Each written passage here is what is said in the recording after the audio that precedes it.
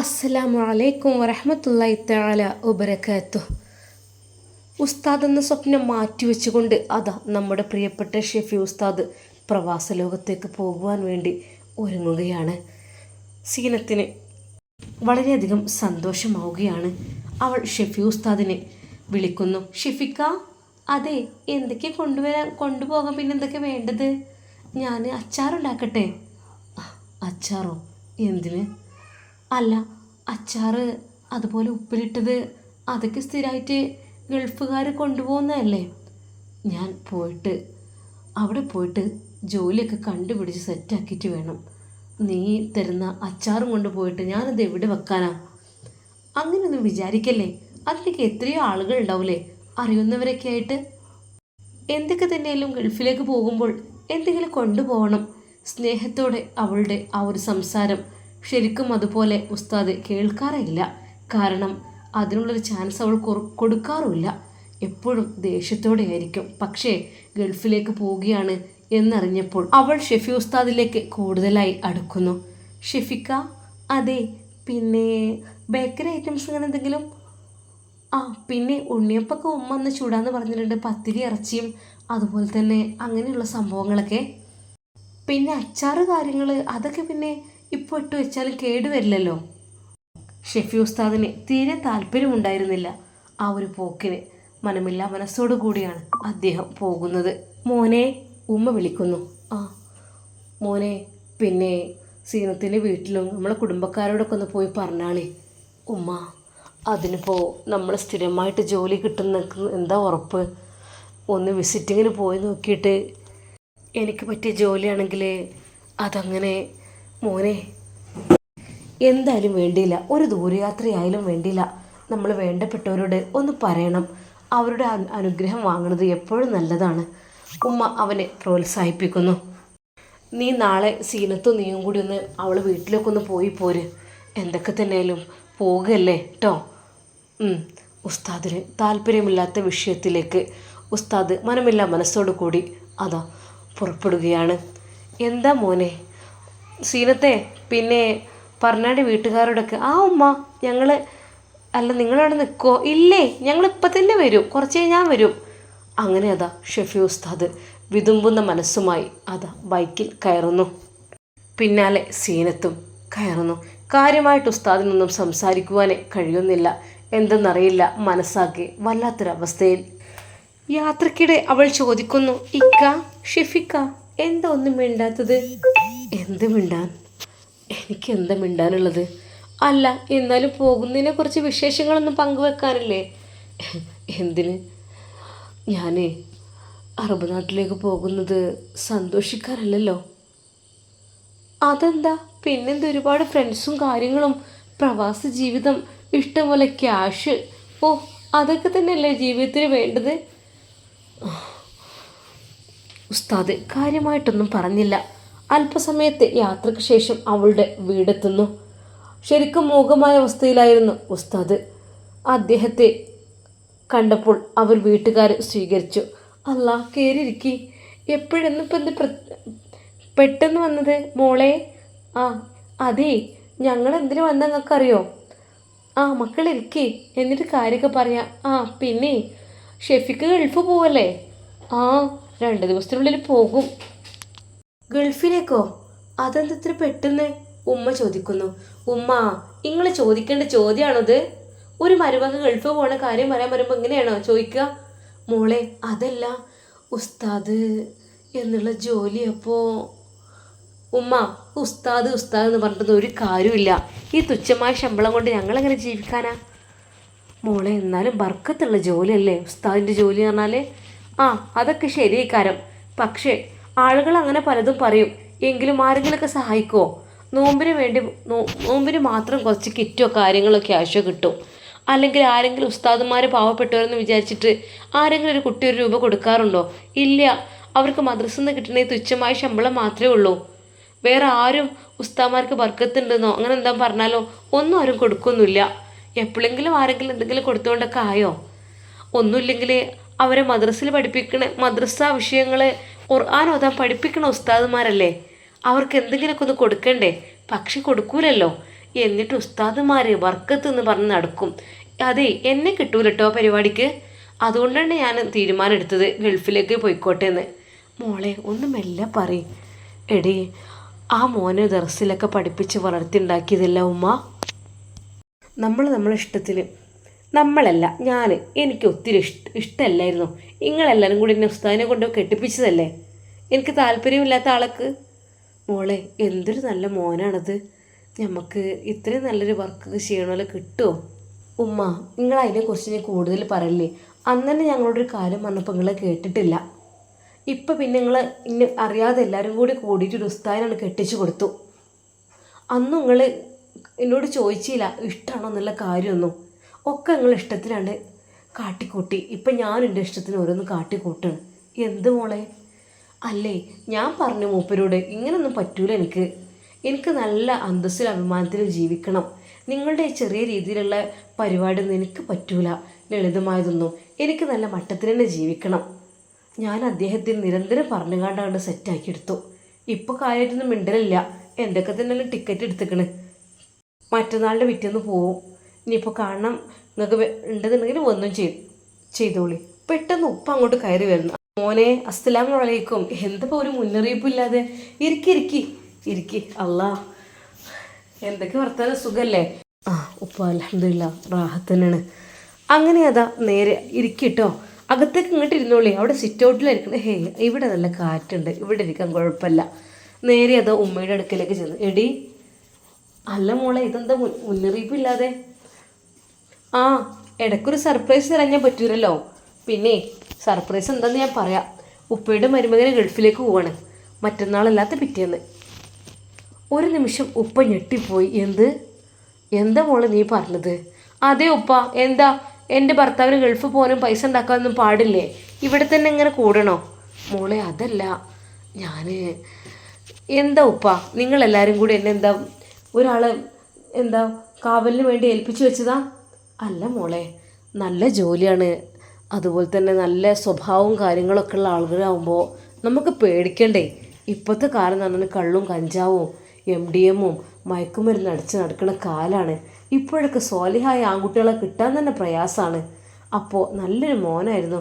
അപ്പോൾ അതിനിപ്പോൾ എന്താ ഉപ്പ എന്താണ് അവിടെ ഉണ്ടല്ലോ, ആൾക്ക് കുഴപ്പമൊന്നുമില്ലല്ലോ. മോളെ, എൻ്റെ കുട്ടീൻ്റെ കൂടെ ജീവിക്കാൻ എപ്പോഴും ഇവിടെ ജീവിക്കണമല്ലോ നല്ലത്. അവനവിടെ നീ ഇവിടെ ആവുമ്പോൾ അതിപ്പോൾ ഉപ്പ നിങ്ങൾ ഇനി വല്ലാതെ വിഷയം മാറ്റിക്കാണ്ട് അതാണ്ട് ഇല്ലാതാക്കണ്ട മോളെ. അത് എന്ത് പെട്ടെന്ന് എന്താ പ്രാരാബ്ദം നിങ്ങൾക്കൊരു കുട്ടി പോലും ആയിട്ടില്ലല്ലോ. അപ്പോഴത്തേന് നിങ്ങൾക്ക് എന്താ ബുദ്ധിമുട്ട്? അവിടെ നല്ലൊരു വീടുണ്ടല്ലോ, ഒരു ഉമ്മയുണ്ടല്ലോ ആ വീട്ടിൽ. നിങ്ങൾക്ക് ആവശ്യമുള്ള സഹായ സഹകരണങ്ങളും അതും എല്ലാ സംഭവങ്ങളും ഉണ്ടല്ലോ. പിന്നെ ഇപ്പം എന്താ ഉപ്പ, നിങ്ങൾ ഓരോന്ന് പറഞ്ഞ് മുടക്കണ്ട കേട്ടോ. മോളെ കഷ്ടപ്പെടും ഒരുപാട് അവിടെ പോയിട്ട് അദ്ദേഹം. കാരണം ഇവിടെ പഠിപ്പിക്കലും ഖുർആൻ പാരായണം പഠിപ്പിക്കലും മദ്രസ വിഷയങ്ങൾ പഠിപ്പിക്കലും ഏറ്റെടുത്ത ആളല്ലേ. അതാകുമ്പോൾ പോയി കഴിഞ്ഞാൽ മോളെ ഒരിക്ക് അങ്ങനത്തെ പണിയൊക്കെ എടുക്കാൻ കഴിയുമാവാൻ പ്രയാസമായിരിക്കും. അതുകൊണ്ട് ഉപ്പ വേണ്ടാത്തിന് നിൽക്കണ്ട. ഞാൻ പറഞ്ഞിട്ടുണ്ട് എൻ്റെ കല്യാണത്തിൻ്റെ സമയത്ത്. ഞാൻ പറഞ്ഞൊന്നും നിങ്ങൾ കേട്ടില്ല. നിങ്ങൾ പറയണത് ഞാൻ കേട്ടു. അതാണ് അവസ്ഥ ഉണ്ടായത്. അപ്പോൾ അതിൽ നിന്നൊരു മാറ്റം വേണം. അതിന് വേണ്ടിയിട്ടാണ് മോളെ. ഓൻ പോയി കഴിഞ്ഞാൽ എൻ്റെ കുട്ടി ഒറ്റക്കാവൂലേ? ഒറ്റക്കോ? അവിടെ ഉമ്മല്ലേ? എന്നാൽ പിന്നെ അങ്ങോട്ട് പോന്നുകൊണ്ട് ഇങ്ങോട്ട് പോരുക. അവിടെ ഉമ്മാനിട്ടിട്ട് ഞാൻ അങ്ങോട്ട് പോരേ. മോളെ ശ്രദ്ധിക്കണം കേട്ടോ. ഉപ്പാൻ്റെ കുട്ടി വേണ്ടാത്തൊന്നും നിൽക്കരുത്. കാരണം അത്രക്കും പേടിയാണ് ബാപ്പാക്ക്. അതുകൊണ്ടല്ലേ ഉസ്താദിനെ കെട്ടിച്ചെടുത്തത്. ഉസ്താദ്മാരത്താവുമ്പോൾ ഓരോ സംരക്ഷണം ഉണ്ടാവും. ഇതിപ്പോൾ ഉപ്പ നിങ്ങളൊന്നും കൊണ്ട് വിഷമിക്കണ്ടേ. എന്താ നിങ്ങളിങ്ങനെ കിള്ളക്കുട്ടികളെ പോരെ ഇങ്ങനെ? മോളെ അതല്ലേ, നമുക്ക് എന്തെങ്കിലുമൊക്കെ ഒന്ന് മോളെ ഫോണായിട്ടുള്ള കളിയൊന്നും. മനസ്സിലായി. ഉപ്പാക്ക് അതാണ് ബേജാറ്. ഞാൻ ആരെങ്കിലും ഫോണിൽ ചാറ്റ് ചെയ്യുകയോ വിളിക്കുമോ എന്നുള്ള പേടിയാണ് ഉപ്പാക്ക്. അതുകൊണ്ടാണ് ഉപ്പ എന്നെ ഉസ്താദിനെ കെട്ടിച്ചു കൊടുത്തതും ഗൾഫൊക്കെ പോകാൻ സമ്മതിക്കാൻ താല്പര്യമില്ലാത്തതും ഒക്കെ അത് തന്നെയാണ്. ഇപ്പം മനസ്സിലായി. മോളെ അങ്ങനെ ഉപ്പാനെ തെറ്റിദ്ധരിക്കല്ലേ. ഉപ്പാക്ക് എപ്പോഴും മക്കളുടെ ഭാവി നന്നാവണമെന്ന് മാത്രമേ അവർക്ക് ചിന്ത ഉണ്ടാവുള്ളൂ. അല്ലാതെ വേറൊന്നുമല്ല. എനിക്കറിയാം ഉപ്പാനെ എന്താന്നില്ലേ. അന്ന് ഫോണ് പിടിച്ചിട്ട് തന്നതുപോലുമില്ല. ഇപ്പം നിക്കാഹ് കഴിഞ്ഞതിന് ശേഷമാണ് എനിക്കൊരു ഫോണ് കിട്ടണത്. അതും കണ്ടില്ലേ, ഒരു ആൻഡ്രോയിഡ് ഫോണ്. ഒരു ഐഫോൺ വരെ തരാൻ നിങ്ങളെ മരുമകനക്ക് കഴിവില്ല. കഴിവ് കെട്ടവൻ. മോളെ മിണ്ടല്ല, വല്ല പറയടി. ആ, ഞാൻ ഉറക്കനെ തന്നെ പറയുള്ളൂ. കാരണം ഏതൊരു പെണ്ണിനെ നിക്കാഹ് കഴിഞ്ഞാൽ ഒരു ഐഫോണ് അത് നിർബന്ധമായിട്ടും എല്ലാവരും കൊടുക്കുന്നതാണ്. ഇതെന്താ എനിക്കൊരു ആൻഡ്രോയിഡ് ഫോണാണ് തന്നത്. എൻ്റെ ഫ്രണ്ട്സും കൂട്ടുകാരൊക്കെ എന്നെ കളിയാക്കൂലേ ഇതൊക്കെ കാണുമ്പോൾ? എന്താ നീ എപ്പോഴും അവരുടെ കൂടെ പോവാണോ? മോളെ പഠിച്ചവനെ മറന്ന് കളിക്കല്ലേ ഉമ്മാൻ്റെ കുട്ടി. ഉമ്മയും ഉപ്പയും അവളെ ഉപദേശിച്ചു കൊണ്ടിരുന്നു. അപ്പോൾ ഗൾഫിലേക്കുള്ള പോക്ക് പറയാൻ വന്നപ്പോൾ എനിക്ക് കിട്ടുന്ന ഉപദേശങ്ങൾ ഇതൊക്കെയാണ്. മടുത്തു, എന്നെക്കൂടെ കഴിയൂല. മോളെ ഉമ്മാൻ്റെ കുട്ടീനോട് നന്മ കൽപ്പിക്കല്ലേ, നമ്മൾ വേറൊന്നുമല്ലല്ലോ. മതി മതി, കുറേ നന്മ കേട്ടതാണ്. ലാസ്റ്റ് വെച്ച് ഒരു ഉസ്താദിന് കല്യാണം കഴിപ്പിച്ചുകൊണ്ട് കൊടുത്തു. മോളെ എന്തെങ്കിലും ജീവിതത്തിൽ നിനക്ക് ബുദ്ധിമുട്ടുണ്ടോ? ബുദ്ധിമുട്ടുണ്ടായിട്ടല്ല, എനിക്ക് ആ ഒരു ഫീൽഡ് ഇഷ്ടമല്ല, എനിക്ക് താല്പര്യക്കുറവാണ് അദ്ദേഹത്തിനോട്. മോളെ ഇമ്മാൻ്റെ കുട്ടി വഴി വിട്ട് കളിക്കല്ലേ. കാരണം ഇത്രക്കും സോലിഹായൊരു ഭർത്താവിനെ കിട്ടാൻ തന്നെ ആർക്കും കിട്ടാനില്ല. ഭാഗ്യത്തിന് കിട്ടിയതാണ് നമുക്കത്. നമ്മളെങ്ങാനും ഇത് കളഞ്ഞ് കുളിച്ചിട്ടുണ്ടെങ്കിൽ, എന്തെങ്കിലുമൊക്കെ സംഭവിച്ചിട്ടുണ്ടെങ്കിൽ മോളെ നിനക്ക് കിട്ടാൻ പോകുന്നത് വളരെയധികം പ്രയാസകരമായിരിക്കും. അതുകൊണ്ട് ഇമ്മാൻ്റെ കുട്ടി, എൻ്റെ പൊന്നാരമ്മ നിങ്ങൾ മുണ്ടല്ലേ ഇപ്പോൾ തൽക്കാലം. ഞാൻ ഇപ്പോൾ അതിനെക്കുറിച്ച് എന്തെങ്കിലും പറഞ്ഞോ? അതാണ് എനിക്ക് വരാൻ തന്നെ ഇഷ്ടമില്ലാത്തത്. ഈ ഉപദേശം തലങ്ങും വലങ്ങും കേട്ട് മടുത്തു. മോളെ അതെൻ്റെ പ്രായത്തിൻ്റെ, എന്ത് പ്രായത്തിൻ്റെ, എന്തൊക്കെ എന്നും അങ്ങനെ തന്നെ. എന്തെങ്കിലും ഒരു തെറ്റ് കണ്ടാലും പിന്നെ അതിന് ഉപദേശമായി. മോള് നന്നാണെന്ന് കരുതിയിട്ടല്ലേ. ഇനി എന്താ ഞാൻ എന്താ കാട്ടണിവിടെ? ഇല്ല മോളെ, ഒന്നുമില്ല. അപ്പോഴേക്കും ഉമ്മ ഷെഫി ഉസ്താദിന് ചായ ഉണ്ടാക്കി. മോനെ ഇത് കുടിച്ചോളി. ആ ഉമ്മ, അപ്പോൾ ഞാൻ പോവാണ് കേട്ടോ. ഇങ്ങനെ അടുത്ത 2 ദിവസത്തിനുള്ളിൽ ഇൻഷാ അല്ലാഹ് പോകും. പിന്നെ ദുആ ചെയ്യണം. അത് പറയുമ്പോൾ ഉസ്താദിൻ്റെ കണ്ണുകൾ നിറയുന്നുണ്ടായിരുന്നു. മോനെ എന്തിനാ മോനെ പോകുന്നത് ഇപ്പോൾ? അനക്കും നിങ്ങളമ്മക്കും ഇവൾക്കും കൂടി എത്ര പെരുത്ത് വേണോ? എന്തിനാണ് മോന് പോകുന്നത്? ആ ഉമ്മാക്ക് തീരെ താല്പര്യമുണ്ടായിരുന്നില്ല ആ ഒരു പോക്ക്. ഉമ്മ പോട്ടെ, കാരണം ഓൾക്ക് ഇഷ്ടമാണ്, അവളൊന്നും പറയുന്നതാണ് അത്. അപ്പോൾ പോകാതിരിക്കാൻ പറ്റില്ല. ഒരുപാട് ആഗ്രഹങ്ങളുണ്ട്. ഒന്നും സാധിപ്പിച്ചു തരാൻ തുച്ഛമായ ശമ്പളക്കാരനായി നിങ്ങൾക്ക് കഴിയില്ല എന്ന് നമ്മൾ മുറിച്ച് പറഞ്ഞതാണ്. മോനെ ഓളെന്തെങ്കിലും പറഞ്ഞിട്ടുണ്ടെങ്കിൽ എൻ്റെ കുട്ടിയോട് ഞാൻ മാപ്പ് ചോദിക്കുന്നു. ഓളുടെ സ്വഭാവം അങ്ങനെ തന്നെയാണ്. ഉമ്മ നിങ്ങൾ വിഷമിക്കല്ലേ. ശരിക്കും അവളുടെ വീട്ടുകാർക്ക് നല്ല സങ്കടമുണ്ടായിരുന്നു ഉസ്താദ് ജോലി ഉപേക്ഷിച്ച് ഗൾഫിലേക്ക് പോവുകയാണ് എന്നറിഞ്ഞപ്പോൾ. പക്ഷേ അത് അവളുടെ നിർബന്ധപ്രകാരമാണ്. അതും ഉമ്മ അറിഞ്ഞപ്പോൾ ഉമ്മക്ക് വല്ലാത്തൊരു വിഷമം. പഠിച്ചോനെ ഈ പെണ്ണിന് എന്തിൻ്റെ കേടാ റബ്ബേ. ആരെങ്കിലും പുതിയാപ്പിളാരെ ഗൾഫിക്ക് പറഞ്ഞേക്കോ? ആ സ്നേഹമുള്ളവരൊന്നും പറഞ്ഞേക്കൂല. ഓളെ മനസ്സിൽ എന്തൊക്കെയാ ആർക്കറിയാം. ഉമ്മാക്ക് അതാണ് ചിന്താഗതി വന്നത്. ഉമ്മ ഉപ്പ എന്ന് ഞങ്ങൾ ഇറങ്ങട്ടെ. മോനെ ഇന്നിവിടെ നിന്നോളി ഒരു ദിവസമെങ്കിലും. വേണ്ട പോവാ. മകളാണ് അതിന് തിരക്ക് കൂട്ടുന്നത്. എന്താ എൻ്റെ പൊന്നാര പെണ്ണെ സീനത്തെ ഈ ഇങ്ങനെ? അനക്ക് എന്തിൻ്റെ കേടാ? ഒന്നുമില്ല, ഇവിടെ നിന്നൊരു സുഖം കിട്ടൂല, ഉറക്കം ശരിയാവില്ല. അവൾ ഭർത്താവിനെയും വലിച്ചുകൊണ്ട് ബൈക്കിനടുത്തേക്ക്. ഉമ്മ ഉപ്പ അസ്സലാമു അലൈക്കും. എന്നാൽ ഇൻഷാ അല്ലാഹ് നിങ്ങൾ ദുആ ചെയ്യട്ടോ. അങ്ങനെ അത് ഷെഫി ഉസ്താദും സീനത്തും അവിടെ നിന്ന് ഇറങ്ങുന്നു. ശരിക്കും ഉമ്മാക്കും ഉപ്പാക്കും അത് വല്ലാത്തൊരു ടെൻഷനായി. റബ്ബേ, ഒരു ഉസ്താദിനെ കൊടുത്തതായിരുന്നു, ഇപ്പതാ ഗൾഫിലേക്ക് പോവുകയാണല്ലോ. റബ്ബേ, ഞോളെ സ്ഥിതിയാണ് പേടി. ഫോണായിട്ടാണ് കളി, ഒന്നിനും മടിക്കൂല. ഒരു പ്രാവശ്യം തന്നെ എന്തൊക്കെയായിട്ട് അത് ഫോണൊക്കെ വാങ്ങി വെച്ച് ഓളെ എങ്ങനെയൊക്കെ കെട്ടിച്ച് വിട്ടതായിരുന്നു. ഇപ്പതാ വീണ്ടും അതിനൊരു അവസരം ഓൾ ഒരുക്കിയേക്കണ്. എൻ്റെ റബ്ബേ, വല്ലാത്തൊരവസ്ഥ. ഉസ്താദ് അതാ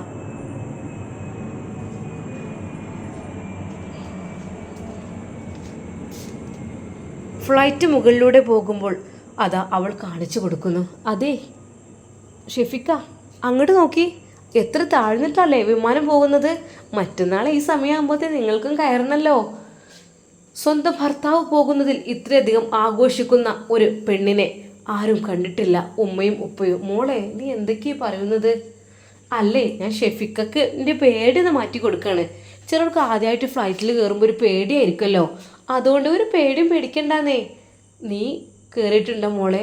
ആ, ഞാൻ ഒരിക്കൽ കയറിയിട്ടുണ്ട് കോഴിക്കോട് നിന്ന് കൊച്ചിയിലേക്ക്. എന്തൊക്കെ തന്നെയാലും അതും ഫ്ലൈറ്റിനല്ലേ? അവൾ അത് പറഞ്ഞു. പഠിച്ചോനെ കാക്കണേ അല്ല. ശരിക്കും ഷെഫി ഉസ്താദിൻ്റെ ആ ഒരു ഗൾഫിലേക്കുള്ള പോക്ക് അത് ഉമ്മക്കും ഉപ്പക്കും വളരെയധികം പേടിയുളവാക്കിയിരുന്നു. റബ്ബേ, എന്തൊക്കെയാണാവോ. അങ്ങനെ അവർ യാത്ര തിരിക്കുന്നു. പോകുന്നതിനിടയിൽ അതാ ഉസ്താദിനോട് അവൾ ചോദിക്കുന്നു, അല്ല ഷെഫിക്ക, പേടിയുണ്ട് ഫ്ലൈറ്റ് കയറാനേ? എന്തിനു പേടിക്കണം? പേടിക്കേണ്ട ആവശ്യമൊന്നുമില്ലല്ലോ. പിന്നെ അവിടെ എത്തിയാലേ ഇഷ്ടംപോലെ ജോലികളൊക്കെ ആയിരിക്കും. ഇഷ്ടപ്പെട്ട് സെലക്ട് ചെയ്തോണ്ടിട്ടോ നല്ല സാലറി ഉള്ളത് നോക്കി എടുക്കണം. എന്നിട്ട് ക്യാഷൊക്കെ അയച്ചു തരണേ. അവൾ ഓരോ സ്വപ്നങ്ങൾ കണ്ടുകൊണ്ടിരിക്കുന്നു. പൊന്നാര എൻ്റെ സീനത്ത്, എന്താ നിൻ്റെ ഉദ്ദേശം? നീ ഇരിക്കുന്നതിന് മുമ്പ് കാല് നീട്ടല്ലേ? അവിടെ പോയിട്ട് ജോലിയൊക്കെ കണ്ടെത്തി പിടിച്ചിട്ട് വേണം. ഞാൻ ഉന്നതമായി പഠിച്ച ആളല്ലോ. അങ്ങനെയാണെങ്കിൽ എനിക്ക് എൻ്റെ സർട്ടിഫിക്കറ്റ് ഒന്ന് കാണിച്ചു കൊടുത്താൽ ജോലി സെറ്റായിരിക്കും. പക്ഷേ ഇതങ്ങനെയല്ലല്ലോ. ബിരുദമുണ്ടെങ്കിലും അതൊക്കെ ഇസ്ലാമിക് ബിരുദമല്ലേ. അതൊന്നും ഇക്ക നിങ്ങൾ വിഷമിക്കല്ലേ. ഒന്നുമില്ലെങ്കിൽ ഹോട്ടലിൽ ജോലി കിട്ടും, അല്ലെങ്കിൽ ഗാർഡനിൽ കിട്ടും, മുറ്റത്ത് കിട്ടും, ഇങ്ങനെ എന്തൊക്കെയോ ജോലികളുണ്ട് അവിടെ. അതൊക്കെ ഉണ്ടല്ലോ. എന്തിനിപ്പോൾ വിഷമിക്കണം? എത്ര ജോലിക്കാർ ആടിനെ മേയ്ക്കാനുണ്ടാവും, അങ്ങനെ എത്ര ജോലികളുണ്ടാവും. അതൊക്കെ നല്ല സന്തോഷത്തോടു കൂടി എടുക്കണ്ടേ? തൻ്റെ ഭാര്യയുടെ ആ ഒരു വാക്ക് കേട്ട് ശരിക്കും ഷെഫി ഉസ്താദ് ഞെട്ടിപ്പോവുകയാണ് ചെയ്തത്. പഠിച്ചോനെ നീ കാത്തു രക്ഷിക്കല്ല ഇവരുടെ ഈ ഒരു അത്യാഗ്രഹം. റബ്ബേ നീ കാക്ക്. ഇൻഷാ അല്ലാ നമുക്കിതിൻ്റെ ബാക്കി ഭാഗം നാളെ കാണാം. അതുവരേക്കും എല്ലാവർക്കും അസ്സലാമു അലൈക്കും വറഹ്മത്തുള്ളാഹി.